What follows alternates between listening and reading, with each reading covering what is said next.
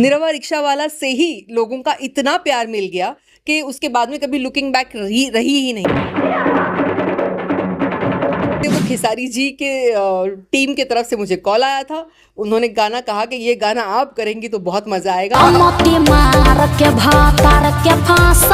आज खेसारी जी ने शुरुआती दौर पे जब आए हैं तो वो ना नाच जानते थे, ना उतना अच्छा से परफॉर्म करना जानते थे, ना उनकी बॉडी थी, लेकिन आज वो मेहनत कर रहे हैं। लड़कियों के अगर कपड़े छोटे हैं तो क्या वो गलत है या हमारी सोच गलत है? सबसे पहले कि लड़कियों को हम दोष क्यों दें?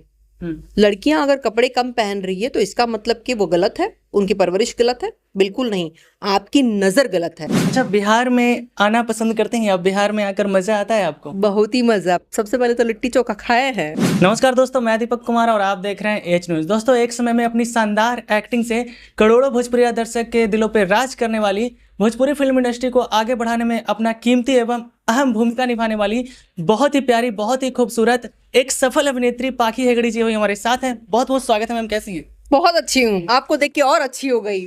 कंट्रोवर्सी मास्टर को मिलके बहुत खुशी हुई। मुझे भी आपसे मिलकर बहुत खुशी हुई। और बचपन में आपको फिल्मों में देखा करते थे। आज मतलब कि क्या हम बोले, सौभाग्य की बात करें कि आज हम आपका इंटरव्यू कर रहे हैं। अरे वाह। सबसे पहले तो नए साल की ढेर सारी शुभकामनाएं, बधाई। सभी को नए साल की बहुत सारी शुभकामनाएं। माता रानी कृपा बनाए रखे और सभी को जीवन में उन्नति का मार्गदर्शन करे और उसकी गाइडेंस में हम आगे बढ़े। मैडम, बिहार आई हैं, गया जिले में आई हैं, और जिस तरह से आपके फैंस आपसे मिलने के लिए इतना बेकरार थे, उनकी हार्ट बीट्स बढ़ी हुई थी, आप कितना एक्साइटेड थी बताना चाहेंगे?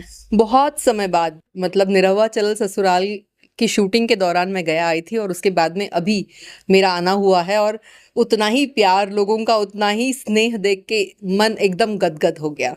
मतलब बहुत मज़ा आया और इनका प्यार देख के ऐसा मन करता है कि भोजपुरी से कभी अपना नाता टूटना नहीं चाहिए। इसलिए मैं क्या करती रहूं, मैं कैसे जुड़ी रहूं। फिल्मों में बहुत ज़्यादा समय लगता है और उस तरह की फिल्में नहीं बन पाती जैसे मैं चाहती हूं, तो मैं उतना काम नहीं कर पा रही हूं। लेकिन लोगों का इतना प्यार और इतना स्नेह देख के मुझे मन करता है कि ज़रूर मैं कंटिन्यू कुछ ना कुछ करती रहूँगी। भले वो सॉन्ग्स के माध्यम से करती रहूँगी या मेरा जो सोशल वर्किंग का काम है उसके थ्रू करती रहूँगी, बट मैं बहुत ज़्यादा मेरे भोजपुरी ऑडियंस से प्यार करती हूँ और उनका भी प्यार देख के मुझे वही फीलिंग आती है कि मुझे उनसे जुड़े रहना है, मैं उनसे अलग नहीं हो सकती। अच्छा, बिहार में आना पसंद करते हैं? अब बिहार में आकर मजा आता है आपको? बहुत ही मजा। सबसे पहले तो लिट्टी चोखा खाए हैं जी। हाँ, पटना में खाई हैं आप लिट्टी चोखा? अभी यहाँ मंगा के खाया है। पटना तो रुकने का टाइम नहीं मिला। हाँ। तो हम सीधा यहाँ निकल आए और रिहर्सल्स और आज शो था, टाइम बहुत कम था तो खाने का समय नहीं मिला था, लेकिन जैसे परफॉर्म कर लिया है, सबसे पहले लिट्टी चोखा खाया है। वाह, क्या बात है। मैडम, आपके जितने भी फिल्म आए थे, वो चाहे निरहुआ रिक्शा वाला हो या फिर दीवाना, फिर चाहे प्यार मोहब्बत जिंदाबाद, काफी देखे हैं। बिल्कुल। और जितने भी मूवी हैं सारे सुपर डुपर हिट रहे हैं जी। जब आप काम कर रही थी तो कैसा एक्सपीरियंस रहा, और जब ये सारे फिल्में हिट हो रही थी तो कब आपको लगा, रियलाइज हुआ कि मैं यूपी बिहार में भोजपुरी के ऑडियंस में इतना मशहूर हो गई हूँ? सबसे पहले तो मतलब ये इसके लिए ऑडियंस को मैं धन्यवाद करना चाहूँगी, क्योंकि पाखी पाखी नहीं होती अगर उनका प्यार और आशीर्वाद मेरे साथ में नहीं होता। मैं एक्टिंग का ए तक नहीं जानती थी, सिर्फ इतना समझ रही थी कि हाँ, जो किरदार हाथ में लिया है, किसी अच्छे इंसान ने मुझे कहा था कि 100 फिल्में ऐसे करने से अच्छा है कि एक फिल्म ऐसी करो जो 100 बार देखी जाए, 100 फिल्में ऐसी करने से जो एक बार भी ना देखी जाए। तो उसे गांठ बांध दिया था मैंने कि अच्छी फिल्में करनी है, लोगों को मुझसे कुछ एक्सपेक्टेशन है, उस एक्सपेक्टेशन पे मुझे खरा उतरना है। उनको मेरे एक्टिंग का जो किरदार होता है वो किरदार बड़ा पसंद आता है, उसमें जो मैं भूमिका निभाती हूँ उसमें हमेशा वो कहता है कि आपकी आंखें बोल की आंखें हैं, वो एक्टिंग कर रही है ऐसा नहीं दर्शाती। तो मैं हमेशा अपने किरदार में जान डालने की कोशिश करती हूँ। निरवा रिक्शा वाला से ही लोगों का इतना प्यार मिल गया कि उसके बाद में कभी लुकिंग बैक रही ही नहीं। हमने साउथ की तरफ अपना रुख मोड़ा और उधर की भी फिल्में जो की वो भोजपुरी से रिलेटेड ही फिल्में रही है। तकनीकी माध्यम पे हमारी यहाँ पे टेक्निक्स काफ़ी कम होती थी, टेक्नीशियंस काफ़ी वीक होते थे, लेकिन साउथ की फिल्मों को और वहाँ के टेक्नीशियंस को लेके हम लोगों ने यहाँ पे काम करना शुरू किया। लोगों का इतना प्यार, बहुत कई फिल्मों में ऐसा हुआ है कि एक थिएटर में सलमान जी की फिल्म लगी है, दबंग जैसी फिल्में लगने के पहले की मैं बात कर रही हूँ, और एक थिएटर में हमारी फिल्म लगती थी, वहां भी उतना ही क्राउड, यहाँ भी इतना ही क्राउड। तो वो एक दौर था जहां पे हमको देखने मिलता था, अरे 100 दिन चल रही है, अरे साल भर उतरी नहीं है निरावा रिक्शा वाला, 25 हफ्ता कैसे कई तोरा से प्यार हो गए, नहीं उतरी नहीं है, अभी चल रही है। तो ये हमको जो देखने मिलता था, ये आज मैं मिस करती हूँ कि कहाँ फिल्में लग रही हैं और जल्दी निकल जा रही है। लोगों का वो प्यार जो हमने देखा, हमको मिला, वो शायद अभी लोग वंचित हो रहे हैं उस चीज से, जो मैंने मतलब आपने जो प्यार पाया, मैंने जो सुख भोगा है हमारे ऑडियंस के माध्यम से, वो मतलब प्यार अब मुझे कम दिखाई देता है लोगों को देते हुए। बिल्कुल, उस समय चर्चाएं भी रहती थी, सोशल मीडिया उतना एक्टिव नहीं था, लेकिन प्रिंट मीडिया के माध्यम से बहुत कुछ देखने को मिलता था। इतना प्यार मिलने के बाद, इतना आशीर्वाद मिलने के बाद, बीच में पाखी हेगड़े जी भोजपुरी फिल्मों से दूरियां क्यों बना ली? मैंने डिफरेंट लैंग्वेजेस में काम करना शुरू कर दिया, फिल्में रिपीटेड होने लग गई थी, बहुत सारी फिल्में ऐसी थी जो नावीन्य के रूप में कुछ भी नहीं था, और फिल्मों का काफी स्तर मुझे गिरता हुआ नजर आने लग गया, लोग कॉम्प्रोमाइज करने लग गए। आप देखिए, साउथ के इंडस्ट्री के साथ ही हम जब काम कर रहे थे, उनका भी वही टाइम था और हमारा भी वही टाइम था, सिमिलर टाइप का फील आता था, स्टारडम दिखता था। लेकिन आप साउथ में देखिए, वही अल्लू अर्जुन जी की फिल्में आज पुष्पा टाइप की फिल्में, क्योंकि वो बनती है, वहां बनाने के लिए लोग आगे आते हैं। लेकिन कहीं ना कहीं ये भोजपुरी का दुर्भाग्य रहा है कि जो लोग रहे उन्होंने सिर्फ लेना देखा है, वापस दिया नहीं।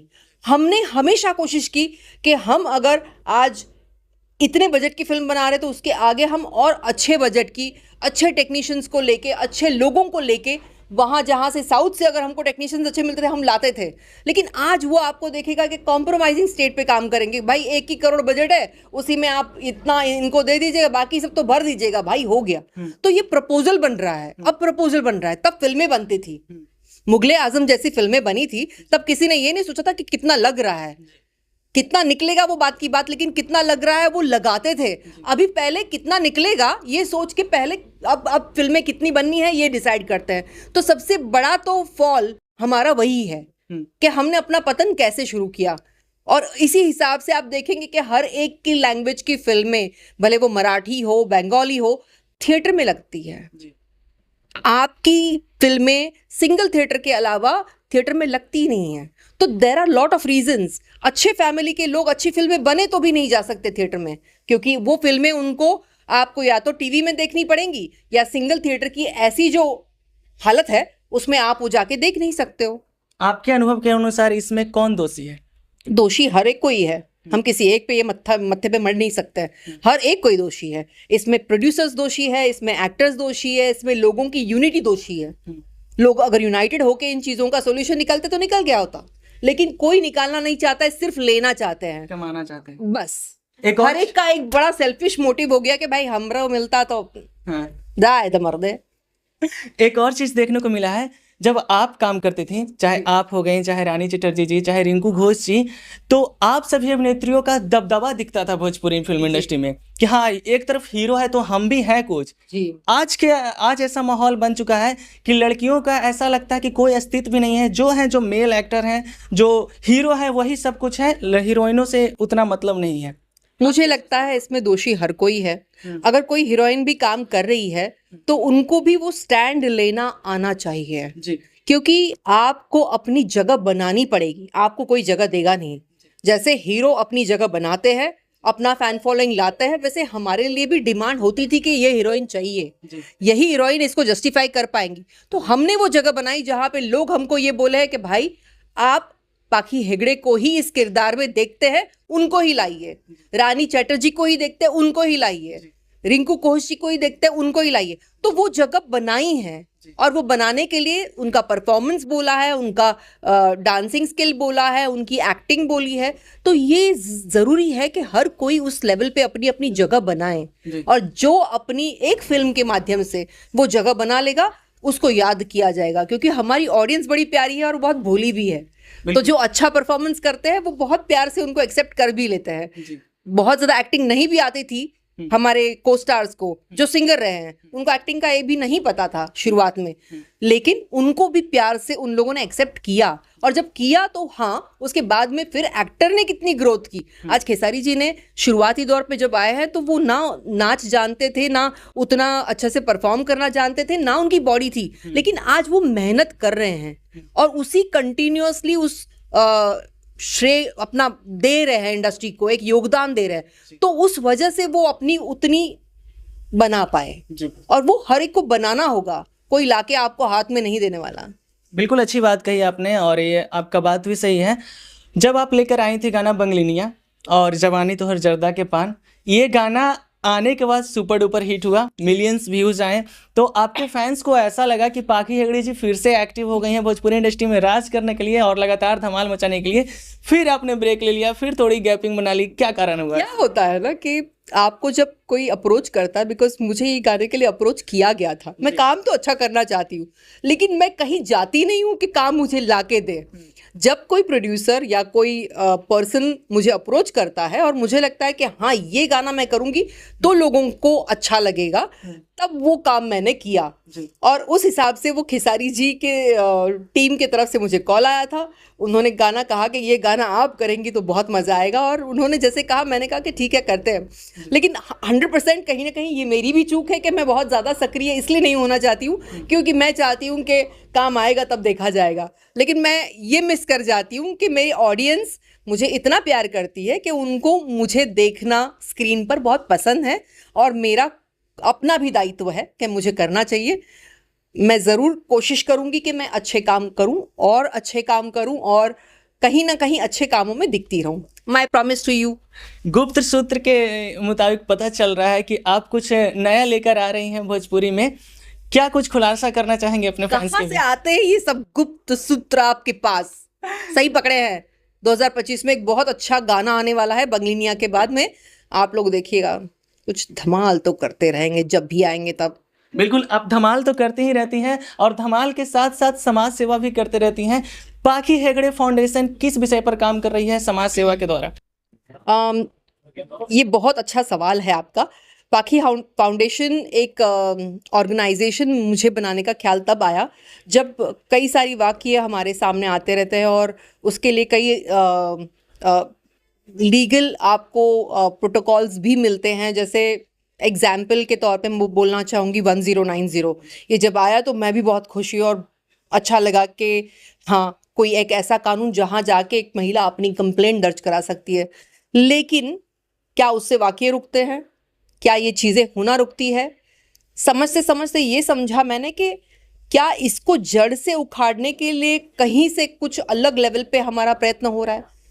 समझते समझते मुझे ये समझ में आया कि हम हर एक को दोष देने के बदले हम अगर लोगों की मेंटल हेल्थ पे काम करें, ये करने की इच्छा कहाँ से उत्पन्न होती है, किस तरीके से हम मानसिक जो लोगों की हेल्थ है उसको सुधारें, और लड़कियों को हम उतना सक्षम बनाए कि तुम यहाँ मत जाओ वहाँ मत जाओ बोलने से अच्छा है कि तुम निकलो और कोई अगर तुमको एक वार करे तो तुम 2 वार करने के लायक मेंटली प्रिपेयर रहो।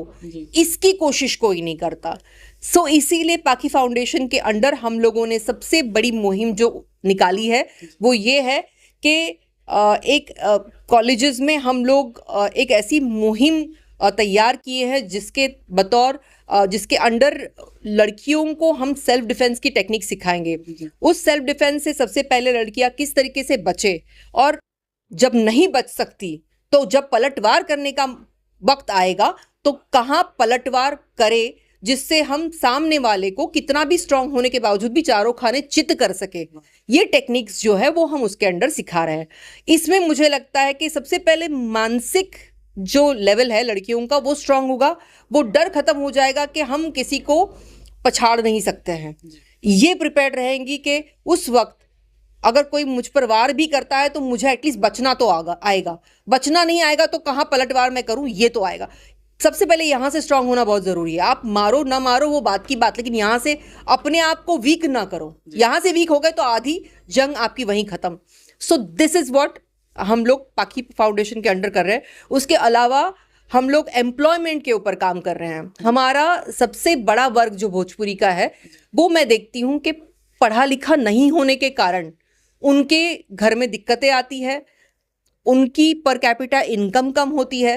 तो मेरे हिसाब से जो पढ़े लिखे हैं वो तो अपनी नैया पार कर ही लेते हैं कैसे भी, लेकिन जो एक 10th स्टैंडर्ड तक भी पढ़ते नहीं हैं, उनके लिए कुछ हम करना चाह रहे हैं। तो हम पाकी फाउंडेशन के अंडर उनको जॉब अपॉर्चुनिटीज, उनकी स्किल्स को पहचानना और उनकी उस स्किल को ध्यान में रखते हुए उनको 3 महीने की ट्रेनिंग देके, उनको उसकी इंटर्न फीस भी देके, उसके अंडर हम उनको अपॉइंट करेंगे या उनको पुट फॉरवर्ड करेंगे एक ऐसी एजेंसी जो मेरे अंडर अभी साइंड है, जो USA तक भी जॉब अपॉर्चुनिटीज़ देती है, आउट ऑफ इंडिया भी जॉब अपॉर्चुनिटीज़ देती है। तो जिनको इंडिया में काम करना है वो इंडिया में, और जिनको बाहर जाके भी काम करने की इच्छा हो तो वो भी कर सके, इस तरीके की मुहिम उसमें है। तो मुझे लगता है हमारी सबसे बड़ी प्रॉब्लम जो यूपी बिहार में है वो बिकॉज परिवार में किसी कमियों के वजह से वो बच्चों को पढ़ाई पूरी नहीं करा पाते हैं। तो ऐसे में क्या आगे किस तरीके से पालन पोषण कर सके और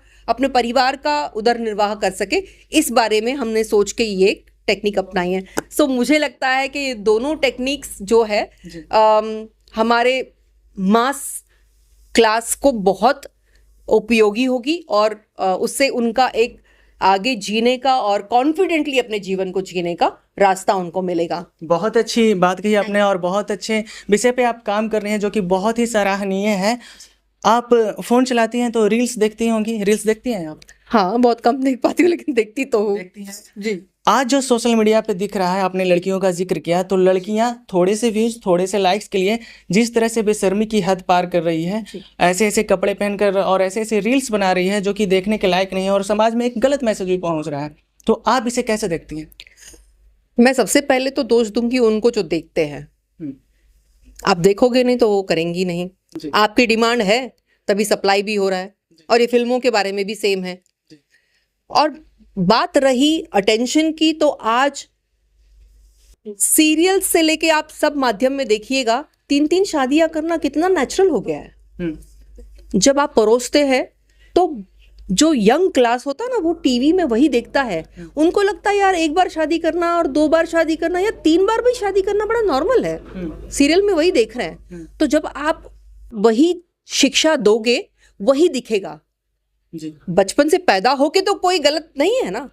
जो देखता है अपने सराउंडिंग में जो होता है वो सोच सोच के, समझ समझ के। ये मेंटल हेल्थ घर से शुरुआत होती है। ये मेंटल हेल्थ आपके स्कूल में शुरू होती है। ये मेंटल हेल्थ आपके कॉलेज में शुरू होती है। और सिर्फ थोड़ा सा अटेंशन पाने के लिए लोग गलत हरकतें और गलत चीजें कर बैठते हैं। तो सबसे पहले विजडम, एजुकेशन और मेंटल हेल्थ को सुधारना बहुत ज़रूरी है। अपने आप लोगों को समझ में आएगा।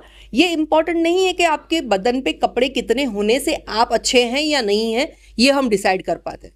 ये ज़रूरी नहीं है। लेकिन क्या हमारे भारत में, हमारी संस्कृति में हमको क्या सिखाया गया, जब वो इंटरनेशनल लेवल पे USA में लोग अपना सकते हैं, तो हम क्यों नहीं अपना पा रहे हैं? हम क्यों इतना अटेंशन सीख कर रहे हैं और हमको इतनी अटेंशन सीख करने की चाह क्यों है? इसको आप एक दुय्यम दर्जे पे भी देख सकते हैं। प्रायोरिटी अपनी काम को दे, अपने एजुकेशन को दे, अपने मेंटल हेल्थ को दे। मैं इसको प्राधान्य दूंगी। एक और चर्चित सवाल है मैम, लड़कियों के अगर कपड़े छोटे हैं तो क्या वो गलत है या हमारी सोच गलत है? मुझे लगता है दोनों चीजें एक एक पॉइंट पे गलत हो सकती है। सबसे पहले कि लड़कियों को हम दोष क्यों दें? लड़कियां अगर कपड़े कम पहन रही है तो इसका मतलब कि वो गलत है, उनकी परवरिश गलत है? बिल्कुल नहीं, आपकी नज़र गलत है। अगर आपकी नज़र गलत नहीं है तो इंसान जो बुर्खा में अगर कोई औरत दिखे तो उसके बारे में भी गलत सोच लेता है। उसकी सोच को आप कैसे सुधारेंगे? So mental health is very important. लेकिन हाँ, आपको जो पता है आज मुझे फिल्म करनी है, फिल्म में मैंने एक काम करना है और उसमें मेरा परफॉर्मेंस और मेरा रोल मुझे कुछ बोल रहा है, मैंने कपड़े पहन लिए, तो आपको भी दायरा रखना है कि क्या आप कहीं ऐसे जगह पे है जहां पे इन कपड़ों को अच्छा नहीं माना जाता? क्या लड़की की सोच उतनी वाइज है कि वो समझ सके कि इस एरिया में मुझे इस टाइप के कपड़े नहीं पहनने हैं? आप बीच पे है, आप पहनिए, सब लोग पहने हैं तो कोई प्रॉब्लम नहीं है। लेकिन वही बीच वाले कपड़े आप रोड के बीच में यूपी और बिहार के ऐसे जगह पे खड़े होकर अगर करोगे जहां पे सब घूंघट में घूम रहे तो फिर तो बहुत गलत हो गया। तो जैसा देश वैसा भेष, ये कहावत है। जी। आपको समझना होगा कि सही क्या है और किस वक्त है और कितना सही है। ये आपकी विजडम है, आपकी अपनी बुद्धि है और आपकी अपनी मेंटल लेवल है, जिससे आपको समझना होगा कि क्या सही है और क्या गलत है और किस वक्त वो सही और गलत है। भारतीय संस्कार और संस्कृति के अनुसार क्या लड़कियों को मर्यादा में नहीं रहना चाहिए? मुझे लगता है मर्यादा में तो पुरुष को भी रहना चाहिए, ये डिबेटेबल है। लेकिन जहां मैं इक्वालिटी में बिलीव करती हूँ, लेकिन हम सिर्फ औरतों को क्यों बोलें? क्या मर्द मर्यादा में नहीं रह सकते? मर्द भी रहे और औरतें भी रहे, और हर एक की मर्यादा की लेवल डिपेंड करती है दूसरे की परसेप्शन पे। जो उनके लिए सही हो सकता है वो आपके लिए गलत हो सकता है, जो आपके लिए सही है वो मेरे लिए गलत हो सकता है। तो ये परसेप्शन का खेला है कि आप क्या सोचते हैं। जी। आप क्या सोचते हैं ये इंपॉर्टेंट है, रादर देन कितना आप सही और कितना गलत सोचते हैं। बहुत अच्छी बात कही आपने। ज़्यादा समय नहीं लेंगे आपका, अंततः एक और सवाल रहेगा। 5 मिनट से ज्यादा वैसे हो गया। राजनीति में आपकी काफ़ी दिलचस्पी देखी जाती है। बिल्कुल भी नहीं है। सब किसने कहा आपसे? सोशल मीडिया पे आपके सारे पोस्ट मैंने देखे हैं। मैं नीति पे ध्यान रखती हूँ, राज में अभी ध्यान नहीं दिया है। कभी इस पार्टी की तरफ से कभी उस पार्टी की तरफ से नजर आती हैं। मैं आपको ये जरूर कहूंगी कि पार्टी पॉलिटिक्स मैंने बहुत ज्यादा किया नहीं है, लेकिन मुझे पार्टी से रिलेटेड जब चीजें पूछी जाती है, सवाल पूछे जाते हैं, तो मुझे लगता है कि मेरे कई जानने में जो चेहरे हैं, मुझे वो कई किसी भी पार्टी के हो भले, मुझे वो अच्छे लगते हैं because of their some work और सम डिवोशन और सम डेडिकेशन, जो उन्होंने सोसाइटी में कुछ एक अच्छा काम किया है या दिया है, इसलिए अच्छे लगते हैं। तो वो अलग अलग पार्टी के हैं, कोई एक पार्टी का नहीं है। सो मैं कोई एक पार्टी को फेवर करके नहीं चली हूं। मैं हर पार्टी के किसी एक पर्सन के व्यक्तित्व को लेके चलती हूँ कि वो व्यक्तित्व कैसा है। और मुझे लगता है पार्टी से लोग नहीं बनते, लोगों से पार्टी बनती है, और उनकी सोच क्या है वो बहुत मायने रखती है, रादर देन पार्टी का पॉलिटिक्स या पार्टी की सोच क्या है। वाह, ज़्यादा समय नहीं लेंगे आपका मैम। नया साल आ गया है, अपने फैंस के लिए, हमारे एच न्यूज़ के लिए क्या कहना चाहेंगे अंततः? हम ये कहब के ढेर ना उड़ा दे। देखत रहो हमार गाना, कौन वाला बा हो, नयका गाना आवता, देखा लो। हमारे चैनल के लिए, एच न्यूज़ के लिए, एच न्यूज़ के सभी दर्शकों को कहूंगी कि आपको सभी को नववर्ष की बहुत सारी शुभकामनाएं। इनको बहुत ज़्यादा प्यार देते रहिए जैसे मुझे देते रहे हैं, और इनकी जो गॉसिप्स है वो सुनते रहिए। बहुत गॉसिप किंग है ये। Thank you so much ma'am. तो दोस्तों, अभी हमारे साथ थी बहुत ही अच्छी एक्ट्रेस पाखी हेगड़े जी। तो मैडम की बातों से आप कितना सहमत हैं? बहुत सारे मुद्दों पर चर्चा की है, कमेंट करके जरूर बताइएगा। वीडियो देखने के लिए आपका बहुत बहुत धन्यवाद।